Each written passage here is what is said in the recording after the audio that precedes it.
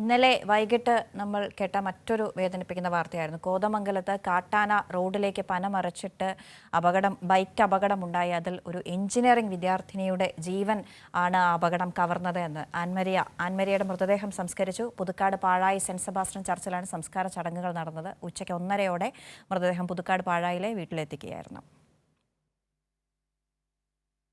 ഉച്ചയ്ക്ക് 12:30 ആൻമരിയയുടെ മൃതദേഹം പോസ്റ്റ്മോർട്ടം നടപടികൾ പൂർത്തിയാക്കി കളമശ്ശേരി മെഡിക്കൽ കോളേജിൽ നിന്ന് ബന്ധുക്കൾ ഏറ്റുവാങ്ങിയത്. ഉച്ചയ്ക്ക് 1:30 പുതുക്കാട്ടെ വസതിയിൽ മൃതദേഹം എത്തി.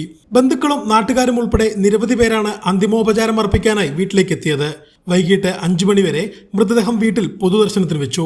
പാഴായി സെന്റ് സെബാസ്റ്റ്യൻസ് ചർച്ചിലാണ് സംസ്കാര ചടങ്ങുകൾ നടന്നത്. ശനിയാഴ്ച വൈകിട്ടോടെയാണ് അപകടമുണ്ടായത്. 3ാം വർഷ എഞ്ചിനീയറിംഗ് വിദ്യാർത്ഥിയായ ആൻമരിയ സുഹൃത്തിനൊപ്പം ബൈക്കിൽ യാത്ര ചെയ്യുന്നതിനിടെയാണ് അപകടം. അപകടത്തിൽ പരിക്കേറ്റ അൽത്താഫ് ചികിത്സയിലാണ്. കഞ്ചിക്കോട് ഇൻസ്ട്രുമെന്റേഷൻസിലെ കൊമേഴ്ഷ്യൽ വിഭാഗം ഓഫീസർ വിൽസനാണ് ആൻമരിയയുടെ പിതാവ്. കഞ്ചിക്കോട് ഗവൺമെന്റ് ഹയർ സെക്കൻഡറി സ്കൂളിലെ അധ്യാപിക ജീനയാണ് മാതാവ്. ആൻമരിയയും കുടുംബവും വർഷങ്ങളായി കഞ്ചിക്കോടാണ് താമസിക്കുന്നത്. കൈരളി ന്യൂസ്, തൃശൂർ.